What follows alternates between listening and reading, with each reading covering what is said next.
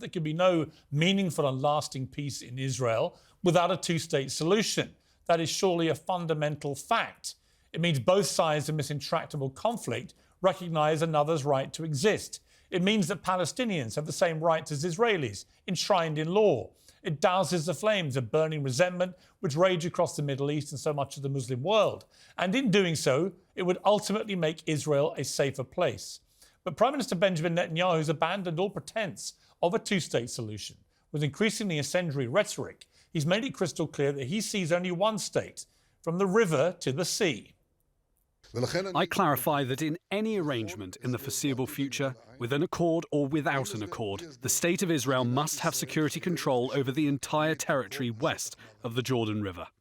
That's a necessary condition. It clashes with the principle of sovereignty. This weekend, Netanyahu doubled down again. President Biden spoke to him for the first time in a month, emerging optimistically from the phone call to say a two-state solution is still possible, even with Netanyahu in charge. But then Netanyahu responded by posting this: "I will not compromise on full Israeli security control over all the territory west of Jordan, and this is contrary to a Palestinian state." And the hardliners in his own party are backing him to the hilt. They say that even discussing a Palestinian state is rewarding violence and putting a price on terror. But that is the textbook rhetoric of an occupying power. And it's precisely the dynamic that has radicalised Palestinians against Israel. There is no moral defence of Hamas and no justification for its barbaric attack on October the 7th. I've made that repeatedly clear. But there's also no defence of calling Palestinians human animals, for claiming there are no innocent civilians in Gaza, or for saying the common goal of all Israelis is to erase Gaza from the face of the earth. All genuine comments made by supporters of Netanyahu since the war began. Netanyahu looks increasingly like he's clinging to power and pandering to the hardliners in his cabinet to keep his job.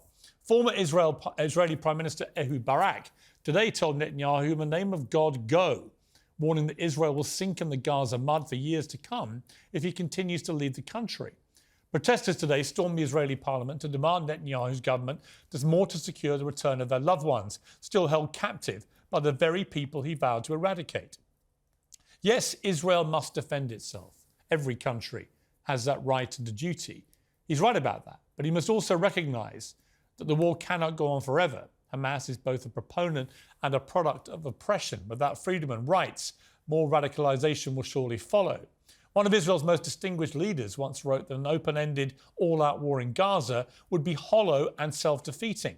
The Hamas leaders would come out from their holes and declare victory among the ruins, he said.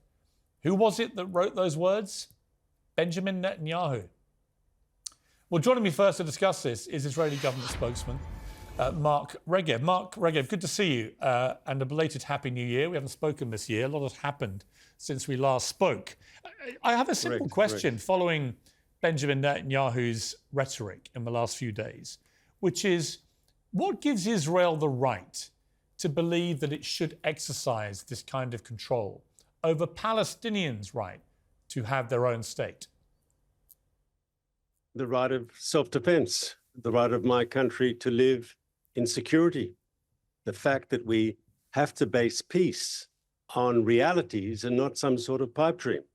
And the reality will always be, for the foreseeable future, that Israel lives in a tough neighborhood. And any peace understandings reached that don't take that into account and aren't built solidly on security and an infrastructure of security, no such peace can survive. Right, but is this open-ended then? Is this forever? Is Israel's position now a totally implacable, there will never be a two-state solution? Because Benjamin Netanyahu's words certainly suggest that. So you've seen and you know that over the last half-decade, we've seen peace break out between Israel and a series of Arab countries, the UAE, Bahrain, Morocco. You've seen talk of a peace agreement with Saudi Arabia, which the Saudis, despite the current fighting, have still said is on the table. Now, we believe as Israel moves and is accepted more and more by the Arab world, and this is ultimately a very, very positive process, that will also affect Palestinian opinion, and the sort of extremism that Hamas represents will be destroyed in this war, will be discredited, and that'll give room for moderates. And we want to see the Palestinians join the circle of peace, but a peace that is based on reality, not on pipe dreams. How many Hamas terrorists do you think you've killed? So there are a couple of hundred that we killed on our side of the border on that first terrible day of October 7th. And in the following days, immediately after that massacre, we had to take them out, those people who invaded our country and so forth. And since the operation in Gaza started, we think over 9,000 of Hamas's military fighters there, armed terrorists, we've taken out and killed. Right, so less than a quarter of Hamas's believed force of 36,000 or so, depending on which numbers you believe. But I mean, my point being, the amount of devastation, both in terms of human life that's been taken, including civilian life of women and children, over 10,000 children, it's believed, may now have been killed. If you extrapolate this to the end of Hamas, which is what your mission statement is, to eradicate Hamas, these numbers are going to get to catastrophic levels and leave nothing left in Gaza, are they? I disagree. First of all, the numbers are Hamas numbers and have to be taken with a grain of salt. Hamas would have you believe that, the overwhelming majority of people killed. With respect, so are your numbers. You don't know you've killed 9,000 Hamas terrorists. Can I tell you, when we've made a mistake with numbers, we've corrected ourselves. Yeah, but you don't know you've killed 9,500, do you? You can't. No, that is the intelligence information that we have. We think that's an accurate number. It could be more, it could be less, but people are always asking us for our numbers. If we don't provide them, people say, "What are you hiding?" Well, how many? These are the best numbers I can offer. Okay, but just to push you on that, if you can be that precise about the number of Hamas terrorists, you must also know how many civilians you've killed. So how many civilians do you believe you've killed? No, but it's a little more complicated. If a Hamas fighter is wearing civilian clothes, is he civilian? If he's a 17-year-old man with an AK-47, a 17-year-old boy, I should say, with an AK-47, is he a child or is he a combatant? In other words, Hamas plays with the numbers. They want you to believe that they're all children, they're all women. No, Israel does not target innocent civilians. Israel does not target Gaza's civilian population. We target Hamas. Now, have there been civilians caught up in the crossfire between the Israel Defense Forces and the Hamas terrorists? Of course they have. There hasn't been a war in history without, unfortunately, people being caught up in the crossfire without civilian casualties. But are we making in Israel an effort to avoid that? Of course we are. For us, every civilian death, that's a tragedy. But for Hamas, who deliberately uses Gaza's civilians as human shields, it's not a tragedy, it's their strategy. They deliberately embed themselves under schools, under hospitals, in civilian neighborhoods, even under UN facilities. But how does this war end? Only today, you had dozens of family members of the hostages held by Hamas, still well over 100 being held, storming into a finance committee meeting in the Knesset in Jerusalem, shouting, "You won't sit here while they are dying there." So nearly half of those hostages have still not been brought back. You've only killed, by your own figures, you've killed a quarter of Hamas terrorists, so 3/4 are still there. Your mission statement is to eradicate Hamas. The infrastructure of northern Gaza has been pretty much obliterated. Similar thing is now happening in the south. So again, I just ask you, what does victory look like? How do you know when you've won this war? How does the world know? So in the northern part of the Gaza Strip, we've already destroyed Hamas's ability to organize to operate in large-scale military formations. We've destroyed their battalions. We've destroyed their brigades. You still have the odd squad or two that can cause problems, but as an organized military force, Hamas does not exist in the northern Gaza Strip. In the coming weeks, we will achieve the same victory in the center and the south. And then we'll move into a campaign of counterterrorism, of counterinsurgency, because ultimately, Hamas will be defeated as a military machine, and Gaza will be free of Hamas as a ruling power. And I've said this before, we simply cannot live next to this terror enclave. Just as you wouldn't want to live next to some sort of ISIS caliphate on your border, we refuse to live next to this Hamas terror state on ours. Ehud Barak, who ran Israel, Says for around 3 months now, Prime Minister Benjamin Netanyahu has prevented discussion of the day after in the inner cabinet. This is unconscionable. The IDF cannot optimise the probability of winning when there is no defined political goal. In the absence of a realistic goal, we'll end up mired in the Gaza quagmire, fighting simultaneously in Lebanon and in the West Bank, eroding the American backing, endangering the Abraham Accords and the peace agreements with Egypt and with Jordan.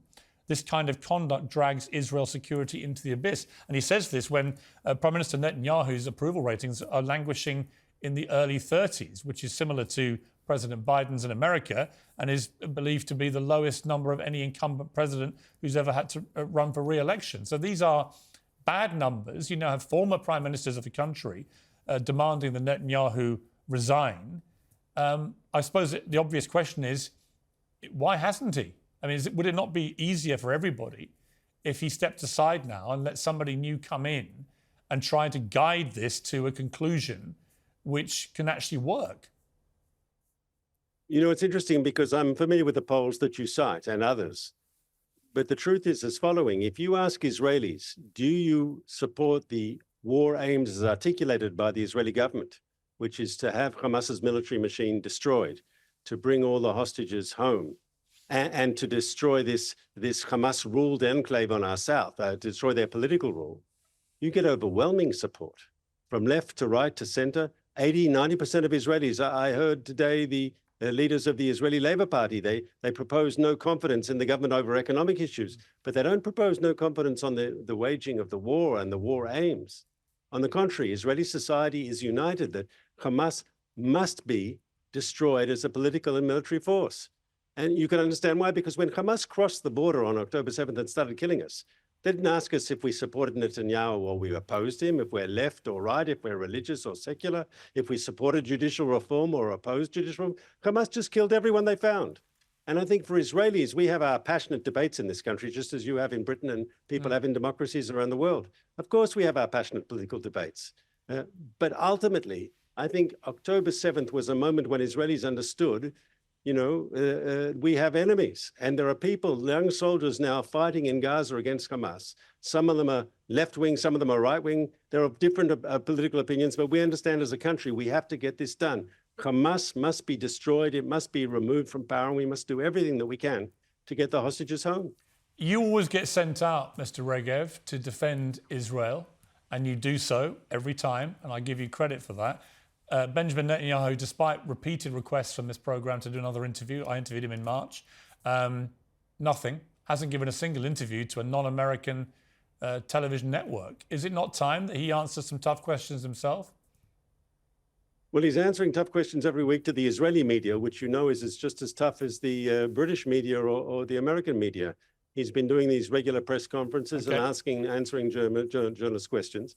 But ultimately, I mean, he's focused today on winning the war. And I see him go in and out of war cabinet meetings. And this is the big picture, because ultimately it's important that people understand what Israel's doing and why we're doing it. No, I understand that, but he has given a number of... The most important thing is to win. Yeah, but he's given The most important thing is to win. He's found time to give interviews to American media. I think he should give one to European media. I would just like to once again, given that you do come on every time that we ask you, and I give you credit again for doing that, if you could just pass on that request, and I think you should. I promise to pass on the request, sir. Thank you. Good to talk to you, Mark Regev. I appreciate it.